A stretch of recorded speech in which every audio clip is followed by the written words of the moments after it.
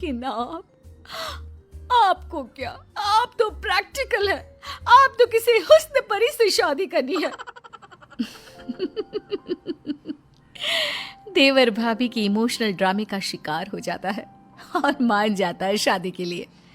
ऐसे ही सब लड़की से मिलने जाते हैं और लड़की पसंद आने पर जेठानी देवर और देवरानी की शादी करवा देती है। शादी के कुछ दिनों बाद एक नंबर की गंवार। अब देखो रूपाली, मुझे जॉब के लिए देर हो रही है। एक काम कर दो मेरा, कल पहनने के लिए कुछ भी नहीं है मेरे पास। आज से ना मेरे पहनने वाले सारे कपड़े तुम धो दिया करना, ठीक है? देवरानी जो जेठानी के सारे हुक्म किसी आका की तरह माना करती, वहीं जेठानी भी अपने गेम को खुलकर खेल रही थी। शाम को, अरे बहू, मेरे लिए जरा एक कप चाय बना कर लाना। रूपाली, माँ जी को एक कप चाय बना कर दे दो। लेकिन भाभी मैं तो। प्लीज रूपाली, मैं एक बहुत इंपॉर्टेंट काम कर रही हूँ, उसे बीच में छोड़कर नहीं जा सकती। जी ठीक है। अच्छा हुआ मैं अपने लिए एक घरेलू देवरानी ढूंढ कर लाई। अब मेरा काम बहुत आसान हो गया है। मुझे बस जॉब का काम करना पड़ता है, क्योंकि घर के काम तो प्यारी प्यारी देवरानी संभाल लेती है। वाह जी वाह, कितनी समझदार हूँ मैं।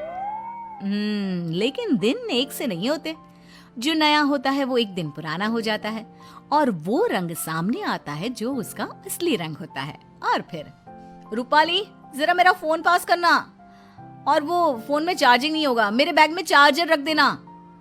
और हाँ, बस जितने दिन की ऐश थी जेठानी साहिबा की, वो खत्म और देवरानी का असली चेहरा बाहर। क्यों दीदी, आप क्या कर रही हो? बैठी ही तो हो। और दीदी, ये छोटे मोटे काम ना खुद कर लिया करो, वैसे भी ऑफिस में भी तो काम करती होगी ना, हैं? हाय रे, ये क्या, सत्ता तो अभी तो बनी थी, आक्रमण हो गया और पूरा ख्वाबों का किला धुस। ओए सुन, ज्यादा बोलने की जरूरत नहीं है, गंवार कहीं की। मैं ना होती तो किसी गांव के घर में चूल्हा फूंक रही होती। ओए होए, ये मुंह और मुख की दाल, मैं कहाँ बैठी होती ये आपको ज्यादा पता है। मेरी सुंदरता और गुणों की चर्चा 7 समंदर पार तक थी, तो मैं कहाँ होती ना, इसकी चिंता तो आप छोड़ ही दीजिए। अगले दिन, अरे माँ, ये देवरानी साहिबा कहाँ है? उठी नहीं है क्या अभी तक? अरे वो है कहाँ, वो तो सुबह के बस से ही गांव चली गई। और हाँ, वो बात कर ही रही थी कि सामने से जेठानी का फोन आ जाता है। सुनिए दीदी, मैं ना कुछ दिनों के लिए अपने मायके जा रही हूँ, मेरी बस का टाइम हो गया है, इसलिए मैं कपड़े और बर्तन धोकर नहीं गई हूँ, इसलिए वो काम आप ही कर लेना। और हाँ, सासू माँ का ना अच्छे से ख्याल रखना, कमाई के चक्कर में ना हवाई मत हो जाना। हाय रे, जेठानी के पैरों तले जमीन खिसक जाती है। क्यों नहीं करके गई हो? और माँ जी ने हाँ बोला था क्या जाने के लिए? और तुम्हें मुझसे पूछना चाहिए था कि जाऊं या नहीं।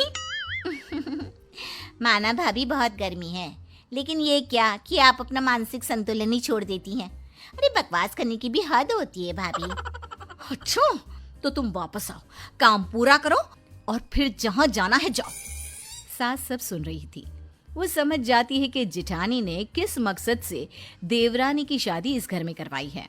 फिर एक रोज जब देवरानी वापस आती है तो, माँ जी, मेरे ना होने पर लग रहा है कि नाश्ता खाना आपने सब छोड़ दिया था, कैसी पतली हो गई है इतने दिनों में। अरे कौन देगा मुझे खाना, वो तो नौकरी करती है, तू भी किसके भरोसे छोड़कर चली गई मुझे। अरे क्या करती माँ जी, माँ की तबीयत खराब थी ना तो गई थी, वरना नहीं जाती। वैसे भी ना माँ जी, भाभी को भी अब थोड़ा काम करना चाहिए, हम कौन सा उनके पैसे रखते हैं, अरे घर उनका भी तो है ना।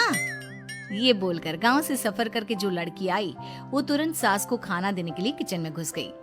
तभी जेठानी, अरे आ गई हो तो चाय भी बना दो, और हाँ, खाना थोड़ा जल्दी कर दो, मैं पैक करके भी ले जाऊंगी। सास को गुस्सा आता है। देख बड़ी बहू, तुम दोनों ही मेरी बहुएं हो, छोटी ही काम करती रहे ये ठीक नहीं। अरे तो मैं क्या करूं, मैं कमाती हूँ, मैं घर का काम नहीं कर सकती? ये इस गंवार से करवाओ, वैसे भी घर के काम तो छोटे लोग ही करते हैं। तभी देवरानी आ जाती है। माँ जी, आप ना परेशान ना हो, मैंने शाम के खाने के लिए एक छुट्टी लोग जैसी नौकरानी रख ली है।